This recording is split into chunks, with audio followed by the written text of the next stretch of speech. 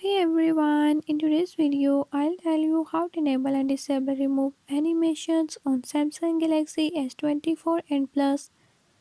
In this video, I'll tell you how to enable and disable it.